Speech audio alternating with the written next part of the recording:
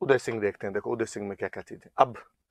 अब कहते हैं कि भाई उदय सिंह, कई दिन तक तो उदय सिंह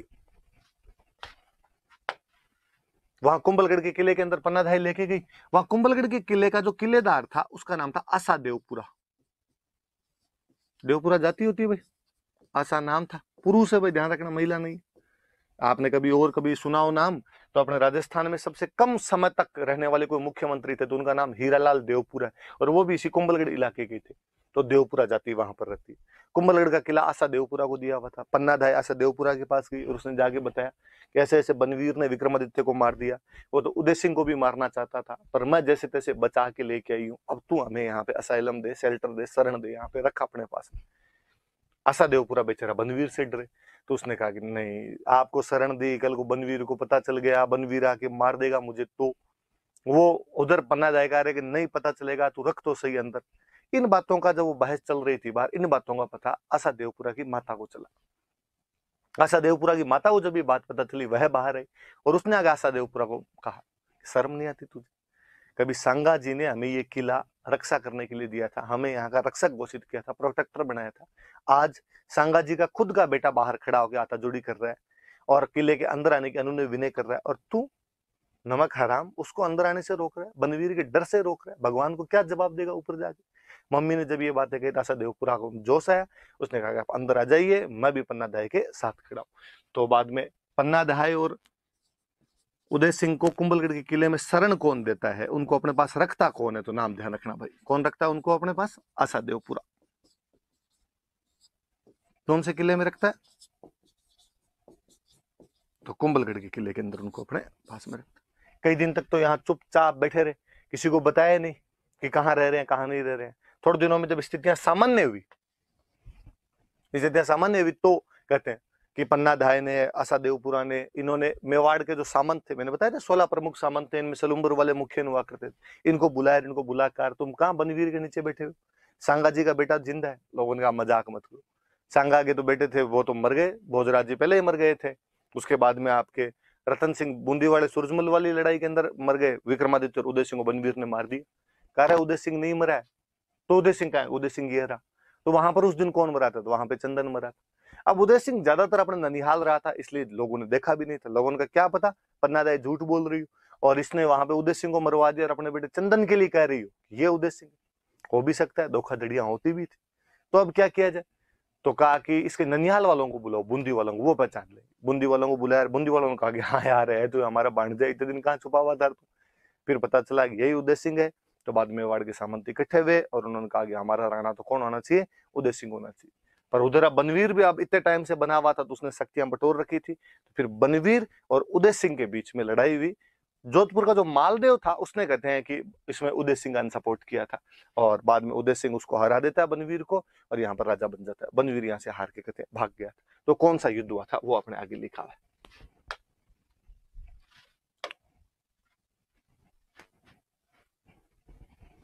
वो पढ़ लेते हैं अपने।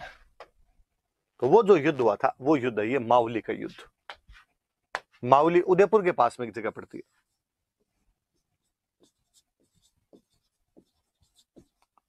उदयपुर के पास में एक जगह है, और यहां पर किस किस के बीच में युद्ध हुआ? तो ये उदय सिंह और बनवीर के बीच में।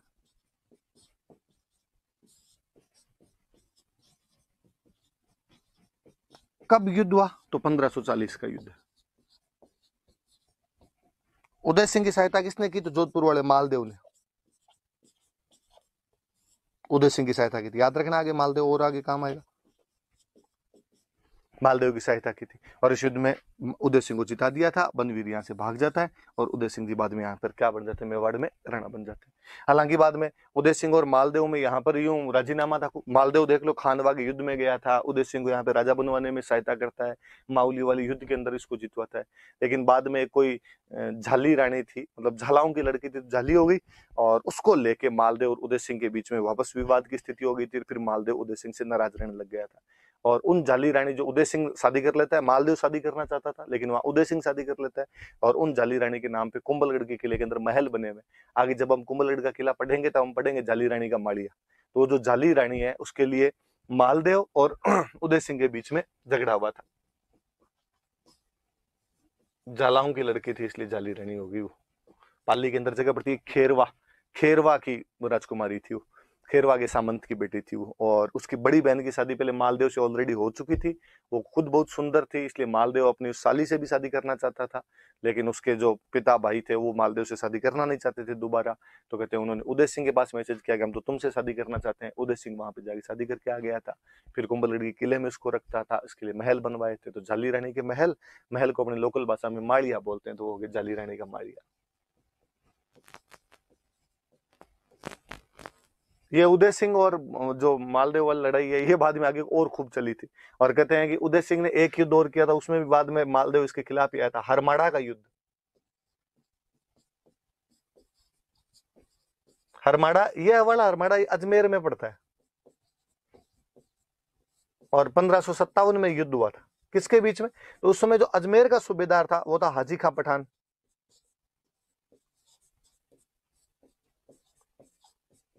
हाजी का पठान था, तो हाजी खां पठान के और उदय सिंह के बीच में एक युद्ध कोई ऐसा और हुआ था। और हाजी खां पठान और उदय सिंह के बीच में, इसमें मालदेव ने हाजी खां पठान का साथ दिया, क्योंकि उसकी मालदेव उदय सिंह से बनती नहीं। और इसमें उसने उदय सिंह को हरा दिया था, वो बदला लेना चाहता था कहीं ना कहीं, इसके अंदर उदय सिंह हार गए। ये भी कोई एक महिला थी, उसके लिए लड़ाई हुई थी। रंग राय नाम की एक महिला थी, वो हाजी खां पठान के पास थी। और पहले उदय सिंह ने हाजी खां पठान की भी सहायता की थी, तो सहायता के बदले में उसने रंग राय को मांगा था। हाजी खां पठान ने रंग राय दी नहीं, तो उदय सिंह ने उस पर हमला कर दिया था। मालदेव को मौका मिला तो मालदेव ने हाजी खां पठान का साथ देके इस युद्ध में उदय सिंह को हरा दिया था। तो ये भी याद रखना कि मालदेव पहले उदय सिंह के साथ होता है, लेकिन बाद में उदय सिंह के खिलाफ हो जाता है। तो माउली वाले युद्ध में तो साथ में था, और हरमाड़ा वाले युद्ध के अंदर वो खिलाफ के अंदर हो जाता है। तो दोनों बातें आप याद रख लेना ये सारी। तो ये भाई आपकी शुरुआती उसके बारे में बातें। अब इसके बाद आगे बढ़ते हैं, देख के आगे देखो लिखा हुआ है उदयपुर की स्थापना। ये याद रखी जाने वाली बातें क्यों, ये भी देखो मैं बताता हूँ। कहते हैं 1559 में, याद रखना मेरी बात, आगे काम आएगी खूबी। इस बात से हम कई रहस्य जाहिर करेंगे। 1559 1559 में उदय सिंह के पोता हुआ, उदय सिंह के बेटे थे महाराणा प्रताप, और महाराणा प्रताप के बेटा हुआ अमर सिंह, अमर सिंह नाम का बेटा हुआ, पोता हुआ। तो एकलिंग जी की धोख लगाने के लिए गए। एकलिंग जी कैलाशपुरी नागदा के अंदर जो मंदिर, एकलिंग जी की धोख लगाने के लिए गए। जब वहां एकलिंग जी की धोख लगाने गए तो फिर कहा यार थोड़े दिन आगे और घूम के आते हैं। तो आगे एकलिंग जी से आगे उदयपुर की तरफ चले गए, जहां आज अपना उदयपुर बसा। उदयपुर से बाहर निकलते थोड़ा सा गांव पड़ता आहड़। किसी टाइम में आहड़ इनकी सेकंड कैपिटल हुआ करती थी। ये जाके चित्तौड़ बस गए तो ठीक है, अब बाद में आहड़ रहे। आहड़ गया तो उसको वहां का बड़ा अच्छा लगा कि यार थोड़ी समतल सी जमीन है, पास से बेड़च नदी निकलती है एकदम पास में से, और क्यों ना यार यहाँ शहर बसाया जाए, यहाँ शहर बसाया जाए तो थोड़ा अच्छा रहेगा। और कहते हैं इसने वहां पर महल वहल उदय सिंह ने बनवाने शुरू किए थे। आज भी वो महल पड़े, मोती महल बनवाने शुरू किए थे उदयपुर के पास में, आहड़ और उदयपुर के बीच में, वहां पर उस जगह पे। लेकिन वहीं जब उन दिनों में रह रहा था, तो एक दिन शिकार खेलते खेलते थोड़े पहाड़ों की तरफ, आड़ से थोड़े और इधर की तरफ आए, तो वहां एक पहाड़ पर साधु बाबा बैठे थे। उन साधु बाबा ने कहा कि यार तुम वहां राज्य मत बनाओ, जहां मैं बैठा हूं यहाँ बनाओ, और यहाँ पे यदि तुम शहर बचाओगे तो ये वाली जमीन तुम्हारे कब्जे में अधिक समय तक रहेगी। तो उन साधु बाबा के कहने पर पूरा एक नया शहर बसाया गया। उदय सिंह ने शहर बचाया, इसलिए उसका नाम उदयपुर है। तो उदयपुर की स्थापना कब हुई है? 1559 के अंदर। फिर वहां पर एक झील बनाई गई, अपने नाम पर झील बना दी, उदय सागर। तो ये याद रखना भाई कि उदयपुर की स्थापना कब हुई थी? 1559 के अंदर हुई थी। और कहा जाता है कि उदयपुर का एक नया सिटी क्यों बसाया जाए, एक नई राजधानी क्यों बनाई जाए, तो कहीं ना कहीं ये भी था कि चित्तौड़ का किला पहाड़ पे तो है, पर वो जो पहाड़ी है वो एक सेपरेट हिल है, अलग से एक पहाड़ी है थोड़ी।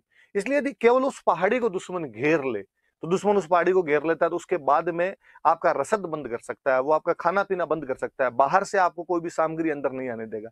और इसलिए ये केसरिये जौहर साके जैसी प्रवृत्तियां ज्यादा होने लगी थी, ट्रेंड ज्यादा हो रहा था। तो कहा गया कि नहीं यार, वहां पर अपने को कोई भी घेर सकता है, अपने को लड़ाई के लिए नाकाबिल बना सकता है, इसलिए अपने को थोड़ा अलग आना चाहिए। फिर नया शहर बसाया गया था उदयपुर। उदय सागर झील बनाई गई, मोती महल बनाए गए वहां पे, ये 1559 के अंदर हुआ था। तो ये भी याद रखना भाई, उदय सिंह के टाइम की घटना। आगे बढ़ते हैं। इसके आगे लिखा हुआ है चित्तौड़ का तीसरा साका। फिर वो इस साके वाली बात है, क्या क्या चीज हुई देखो। इधर आपके उदय सिंह राणा बना हुआ है, और उधर भारत का मुगल बादशाह बनता है अकबर। अकबर भारत को जीतने में लगा हुआ है। अकबर एक बात जानता था कि राजस्थान में सर्वोपरि स्थान यदि किसी रियासत का है तो मेवाड़, और मेवाड़ के राणाओं को सब बहुत सम्मानजनक नजरों से देखते थे, हिंदुआ सूरज माना जाता था उनको। उसको लगता था यार यदि मैं चित्तौड़ पे कब्जा कर लेता हूं, यदि मैं मेवाड़ के राणा को अपने अधीन कर लेता हूं, तो बाकी वाले सौते मेरे अधीन आ जाएंगे। इसलिए उसने 1567-68 में मेवाड़ पर हमला कर दिया। 1567-68 एडी में, अक्टूबर के आसपास में 67 में यहां पर हमला करता है। वो यहां पर हमला कर देता है। यहां पर हमला किया तो चित्तौड़ वाले सारे बैठे और कहा भाई अकबर का हमला होने वाला, क्या किया जाए। इस बार दिमाग लगाया इन लोगों ने, और इन्होंने दिमाग लगा कहा कि यार देखो हर बार को बड़ा दुश्मन हमला करता है और अपना तरीका क्या होता है, अपना रवैया क्या होता है उसके प्रति, कि अपने साका कर लेते, सारी महिलाएं जोहर कर लेती है, सारे पुरुष केसरिया कर लेते। कहा कि नहीं यार इस बार ये वाला तरीका बंद किया जाए। इसमें तो यार क्या होता है, सारे लड़ते हुए मारे जाते हैं और दुश्मन कब्जा कर लेता है, और बाद में वापस किले को लेने में, वापस राज्य को लेने में यार जी जान लग जाती। देख लो 1303 में अलाउद्दीन खिलजी ने हमला किया, रतन सिंह सहित पूरा परिवार लड़ता हुआ मारा गया। 23 साल बाद में जाके हमीर वापस गुहिलों के कब्जे में ला पाया। बीच में खिजर खान, मालदेव सोनगरान, उसका बेटा जैसा सोनगरान, भगवान जाने यार कौन कौन आ गए थे। अब उसके बाद 1535 में रानी कर्मावती वाला जोहर देख लो, रानी कर्मावती मारे गए, जोहर कर लेते हैं। उनके अलावा अच्छे अच्छे जितने भी सेनापति थे वो सब जोहर कर लेते हैं, केसरिया के अंदर लड़ते हुए मारे जाते हैं। फिर कोई ढंका बंदा ही नहीं बचा अपने पास में, इसलिए बनवीर को बनाना पड़ा, और बनवीर ने ज्यादा नहीं तो कम से कम 4-5 साल का डिस्टर्बेंस तो कम से कम उपस्थित कर ही दिया था। तो क्या किया जाए, तो इस बार एक काम किया जाए कि आधे लोग तो किले के अंदर रहेंगे, आधे लोग किले के बाहर चले जाएंगे। ठीक है, किले के अंदर कौन रहेगा, किले के बाहर कौन जाए। का जो राजा होता है वो स्टेट का सीधा सीधा प्रतिनिधि होता है, वो चेहरा होता है। राजतंत्र में कहते भी थे यथा राजा तथा प्रजा। तो यदि राजा मर जाता है तो प्रजा का मनोबल वैसे टूट जाता है, कॉन्फिडेंस डाउन रहता है, मोरल डाउन रहता है। इसलिए राजा का बना रहना बहुत जरूरी है। इसलिए राजा तो जाए बाहर और बाकी वाले लोग रहे अंदर। उदय सिंह ने कहा ऐसे कैसे हो सकता है, मैं बाहर क्यों जाऊं, मैं तो अंदर रहूंगा। कहा नहीं नहीं सर, समझिए आप, हर बार हमने इन जिद्दों की वजह से, हमने इन वीरता की वजह से, और हमारे जो स्ट्रेटजी होती है वो फ्लॉप हो जाती है। दुश्मन कब्जा कर लेता है, किले पर चारों तरफ से घेरा बना लेता है, हमें केसरिया और जौहर जैसी प्रवृत्तियां करनी पड़ती है। इसलिए इस बार डिप्लोमेसी यूज ली जाए, इस बार कूटनीति का प्रयोग किया जाए। आधे बाहर जाओ, आधे अंदर रहो। आधे अंदर जो रहेंगे वो किले को बचाने का प्रयास करेंगे, यदि बचा लेते हैं तो वेल एंड गुड, और यदि नहीं बचा पाए, किले पे दुश्मन का कब्जा भी हो गया, तो राणा जी बाहर बैठे बैठे नई सेना बना के हमला करके छीनने का प्रयास तो करेंगे। और जब राणा जी जीवित रहेंगे तो उनके साथ में बाकी जनता स्वतः जुड़ जाएगी। इसलिए प्लीज इस बार ये करके देख लो। तो ठीक है साहब, का उदय सिंह तो बाहर चले जाए, तो अंदर कौन रहेगा किले के, तो अंदर 2 सीनियर ऑफिसर थे, उनको कहा आप संभालो इसको। कौन सीनियर ऑफिसर, तो अंदर 2 बंदों को छोड़ के, एक था जयमल मेड़तिया,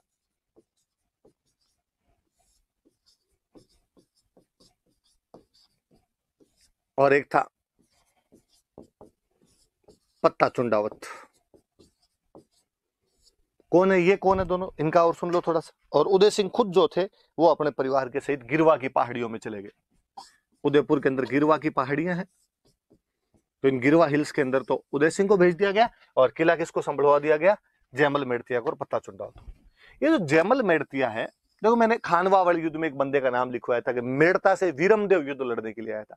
उन वीरमदेव के बेटे थे जयमल मेड़तिया। और अच्छे शब्दों में कहूं तो मैंने अभी और बताया था कि मीराबाई की शादी भोजराज के साथ हुई थी। मीराबाई जो थे वो और जयमल दोनों आपस में कजन थे, कि वीरमदेव जी और रतन सिंह जी 2 भाई थे। ये यूं सुन लो आप, मेड़ता के राजा हुए वीरमदेव और उनके एक भाई थे रतन सिंह। वीरमदेव के बेटे हुए जयमल, और एक इनकी बेटी थी फूल Kanwar,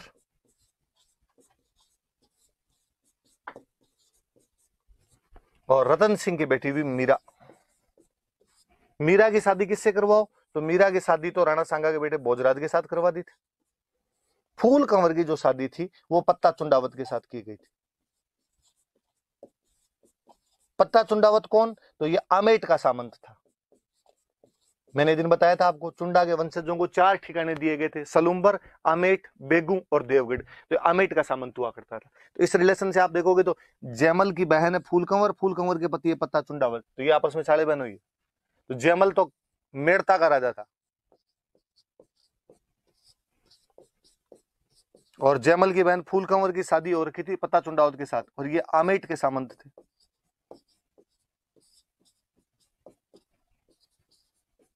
feudal Lord of Amet, Amet Rajsamand के अंदर एक जगह पर थी, वहां के सामंत थे। और मीरा के जो पिताजी थे रतन सिंह, ये कहते हैं खानवा वाले युद्ध के अंदर लड़े थे, खानवा वाले युद्ध में काम आए थे ये लड़ते हुए, खानवा में सेक्रीफाइस किया था इन्होंने, वीर गति को प्राप्त हुए थे। तो ये थोड़ा सा ये फैमिली ट्री भी इनकी थोड़ी सी ध्यान रखना। तो कुल मिला के इन दो बंदों को छोड़ के अंदर जयमल और पत्ता को छोड़ के गए थे, भाई आप अंदर का पूरा सिस्टम संभालोगे, आपको देखना है क्या करना है क्या नहीं करना, ये देख लेना, थोड़ा वापस सुन लेना, मैं मिटा रहा हूं देखो इसको, फिर मैं आगे काम वाली चीजें ज्यादा समझाता हूँ आपको। तो किला किसको सौंप के चले गए? जयमल और पत्ता को। जयमल और पत्ता पता चल गए कौन है? पत्ता आमेट के सामंत है, जयमल मेड़ता का राजा है।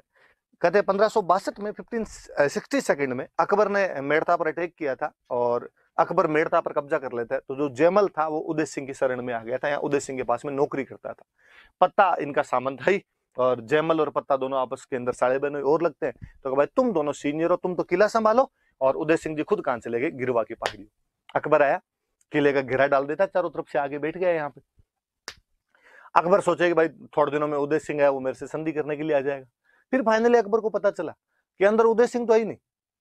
और हुआ क्या कि अकबर दिल्ली, अब अकबर जब बाहर आके बैठ गया तो दिल्ली अपने तोपे वोपे लगाता और किले की दीवार तोड़वाने की कोशिश करता कि किले की दीवार तोड़ देंगे और दीवार तोड़ के अंदर घुस जाएंगे अपने इसके।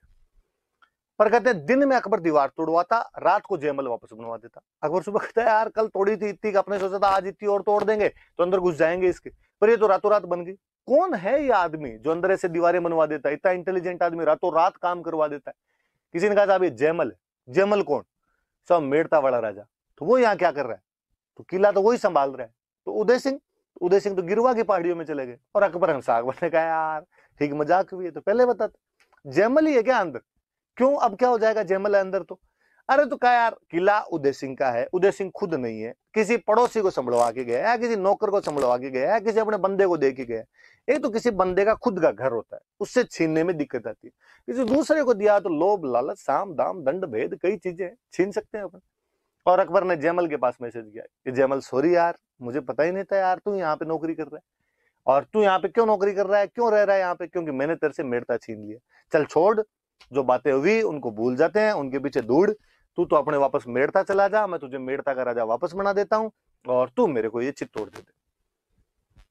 और तेरा चित्तौड़ के अंदर पड़ा ही क्या है, तू चित्तौड़ मुझे दे दे। जयमल का वापस रिप्लाई है अपने किसी राजस्थानी, एक दोहा है बहुत अच्छा सा, उस पे जयमल वापस कहता है कि है गढ़ मारो हूं धनी, धनी मतलब मालिक, कि गढ़ मेरा है मैं इसका मालिक हूं। कैसे? कि है गढ़ मारो हूं धनी, असुर फिरे किम आन, असुर मतलब दुश्मन, दुश्मन कैसे आ सकता है? कुंचा ज्यों चित्रकूट रही, कुंचा मतलब चाबी, चित्रकूट मतलब चित्तौड़, कुंचा ज्यों चित्रकूट रही दीदी मोही दीवान। मैंने बताया था मेवाड़ में राजा जी को दीवान बोलते थे, कि चित्रकूट की चाबियां दीवान जी मुझे देकर गए हैं, इसलिए किला मेरा है, मैं इसका मालिक हूं, और दुश्मन इसके ऊपर कब्जा नहीं कर सकता है।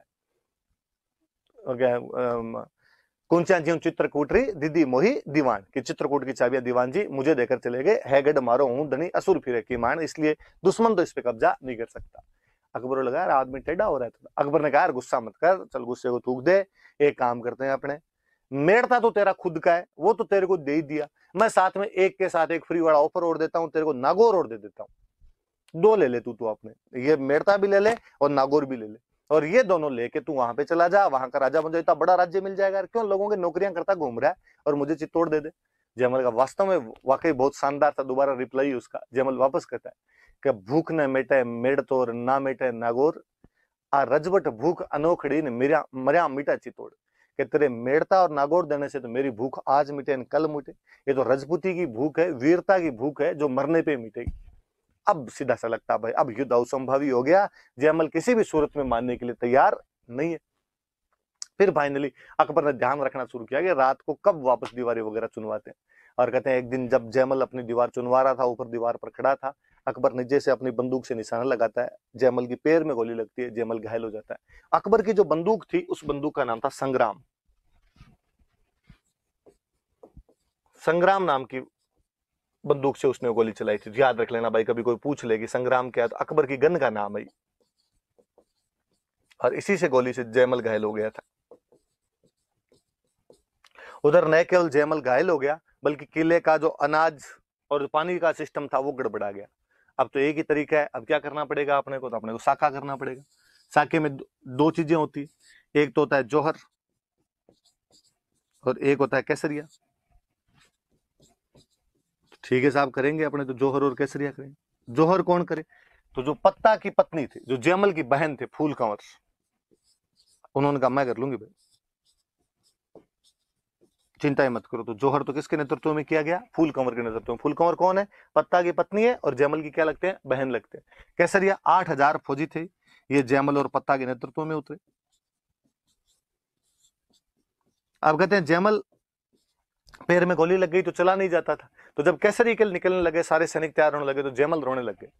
और जयमल ने कहा देखो यार, कितना बुरा दिन आया है, तुम सब को आज मौका मिला है देश के लिए लड़ने का, देश के लिए कुछ करने का, वीरगति को प्राप्त होने का, चित्तौड़ की रक्षा में मरने का, और मैं दुर्भाग्यशाली, दीवान जी, राणा जी मुझे चाबियां दे के गए, मैं गढ़ का मालिक, मैं किले का स्वामी, लेकिन फिर भी पैर में गोली लगे होने की वजह से मैं नहीं लड़ पाऊंगा। और इस वजह से मैं दुखी हूं कि जब तुम सारे लड़ते हुए मारे जाओगे, दुश्मन मुझे उठाकर ले जाएगा, दुश्मन पता नहीं क्या करेगा, क्या करेगा वो तो कोई बात नहीं, मैं लड़ नहीं पा रहा हूं, ये दुख ज्यादा सालता है मुझे। और कहते हैं कि जयमल के सेना के अंदर एक सिपाही था, कल्ला राठौड़, और कल्ला राठौड़ ने जयमल से कहा अंकल यार ऐसे रो मत। जयमल भी राठौड़ थे, कल्ला भी राठौड़। उसने अंकल ऐसे रो मत, आप तो एक काम करो, आप मेरे कंधों पे बैठ के लड़ाई कर लेना। तो कहते हैं जयमल ने कल्ला राठौड़ के कंधों पर बैठकर लड़ाई की थी। नीचे से 2 हाथ कल्ला के चल रहे, ऊपर से 2 हाथ जयमल के चल रहे। इसलिए आज भी हम कल्ला राठौड़ को 4 हाथों का देवता कहते हैं, गॉड विद 4 हैंड्स, कि कल्ला जी 4 हाथों के देवता थे, 4 हाथों का देवता कहा जाता है इनको। और लड़ते हैं शानदार से। हनुमान पोल और भैरव पोल के बीच में दोनों लड़ते हुए मारे गए थे वहां पे। पोल का मतलब दरवाजा होता है, तो हनुमान पोल और भैरव पोल के बीच में। पत्ता चुंडावत और शानदार तरीके से लड़ता है, राम पोल के पास में पत्ता चुंडावत लड़ता हुआ शहीद हो जाता है। वो 25 फरवरी 1568 था, जिस दिन अकबर चित्तौड़ के किले पर कब्जा कर लेता है। वही हुआ जो हमेशा से होता आया था। अकबर को भयंकर नुकसान पहुंचाया था इन वीरों ने, बहुत बहादुरी से ये लड़े थे। अकबर को जब इतना नुकसान पहुंचा, अंदर गया, अंदर कोई नहीं, सुनसान राख उड़ती हुई नजर आ रही थी। वापस एक बार फिर से वही निर्दोष लोगों का कत्लेआम किया गया। हमारी किताबों के तथाकथित धर्मनिरपेक्ष राजा 30,000 लोगों के कत्लेआम के समर्थक हैं। 30,000 लोग कटवा दिए थे। पहले कभी अलाउद्दीन खिलजी कटवा के गया था 1303 में, दोबारा यहाँ पर अकबर ने कटवा दिए थे 1568 के अंदर। चित्तौड़ में 2 कत्लेआम किए गए मुस्लिम राजाओं द्वारा। और अकबर ने यहाँ पर बाद में सिक्का चलाया था, सिक्का एलची। ये याद रखना भाई, कोई पूछ लेगा कि चित्तौड़ के तीसरे साके के बाद या चित्तौड़ पर कब्जा करने के बाद में अकबर ने यहाँ पर कौन सा सिक्का चलाया था। सिक्का एलची नाम का एक सिक्का था, ये चलाया गया। पूछा हुआ क्वेश्चन है, दोबारा कोई पूछ ले। कोइन का नाम है, एलची नाम का कोइन चलाया था। तो ये थोड़ी सी बात आप याद रख लेना। और वो चित्तौड़ पर यहाँ पर कब्जा कर लेता है। कहते हैं अकबर ने चित्तौड़ पर कब्जा तो कर लिया था, लेकिन वो जयमल और पत्ता से दोनों से बड़ा प्रभावित हुआ। उसको लगा यार बहादुर लोग क्या लड़े यार, किसी दूसरे के घर के लिए लड़ना अपने आप में बहुत बड़ी बात होती है। और कहते हैं अकबर ने इन दोनों की मूर्तियां आगरा के किले में लगवाई थी। आगरा किले में हाथी पे चढ़ी हुई इन दोनों की मूर्तियां लगाई गई थी। किसी कवि का एक बहुत अच्छा दोहा है कि जयमल बढ़ता जीवने, जीवने मतलब राइट, बढ़ता मतलब घुसते, जयमल बढ़ता जीवने फत्तो डावी पास, डावी मतलब लेफ्ट, कि फत्ता लेफ्ट की तरफ था और जयमल राइट की तरफ था। जयमल बढ़ता जीवने फत्तो डावी पास, हिंदू चढ़िया हाथियां, कि वो दोनों हिंदू हाथियों पर बैठे हुए थे, अड़ियो जस आकाश। और उनका जो यश, उनकी कीर्ति, उनकी फेम जो थी वो आकाश के टकर रही थी, उसको छू रही थी, वो उसको स्पर्श कर रही थी वो। पर कहते हैं बाद में औरंगजेब जब राजा बना, औरंगजेब ने पूछा भाई ये कौन है दोनों, किसकी मूर्तियां हाथी पे चढ़े हुए आगरा के बाहर यहाँ पे। लोगों का साहब ये 2 बहादुर हिंदू सेनापति थे, जयमल और पत्ता। का अच्छा तो अपनी तरफ लड़ते हुए मारे गए। लोगों का ना ना ना, अपनी तरफ नहीं, इन्होंने तो अपने को मारा था खूब सारी।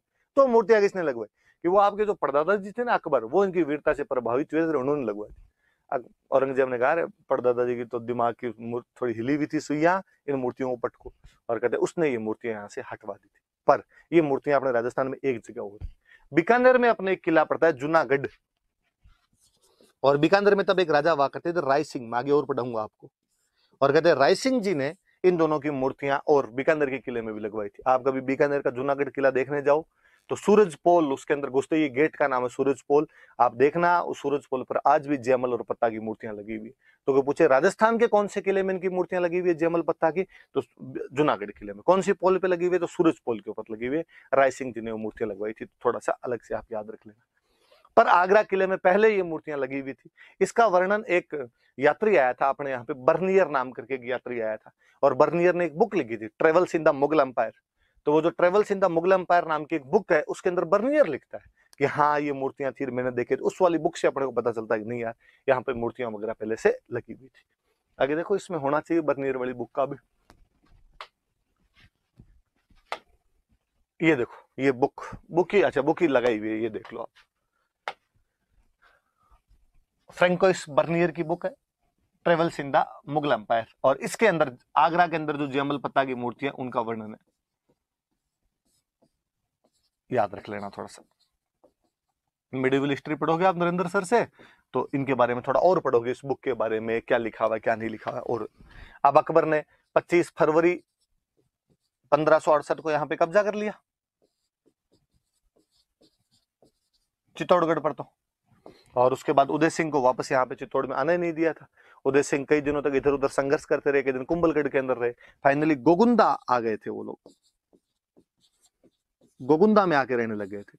और यहाँ पे गोगुंदा के अंदर ही 28 फरवरी 1572 को होली का दिन था, डेथ हो गई थी। और वहीं गोगुंदा के अंदर ही बाद में उदय सिंह की छतरी बनाई गई थी। छतरी कल मैंने बताई थी, कैनोपी का 2, सेनोटप का 2, ये इनकी कहां पर बनाई गई थी, तो गोगुंदा के अंदर ही, होली वाले दिन इनके देहांत हुई थी। उदय सिंह एक गलती और कर गए थे। उदय सिंह के सबसे बड़े बेटे प्रताप थे, लेकिन उदय सिंह का अपनी एक भटियाणी रानी थी, और उस भटियाणी रानी पे थोड़ा विशेष लगाव था, और उसका जो बेटा था उसका नाम था जगमाल। और उदय सिंह जी मरते मरते प्रताप को राजा नहीं बना के गए थे, राजा किसको बना गए थे, जगमाल को राजा बना गए थे। आगे जब हम प्रताप पढ़ेंगे तब हम पढ़ेंगे किस प्रकार मेवाड़ के जो फ्यूडल लॉर्ड्स थे उन्होंने जगमाल को हटाकर वहां पर राजा किसको बना दिया था, प्रताप को राजा बना दिया था। ये वाली बातें पढ़ना, याद करके रखना, आप अगली क्लास में अपने प्रताप पढ़ेंगे। धन्यवाद।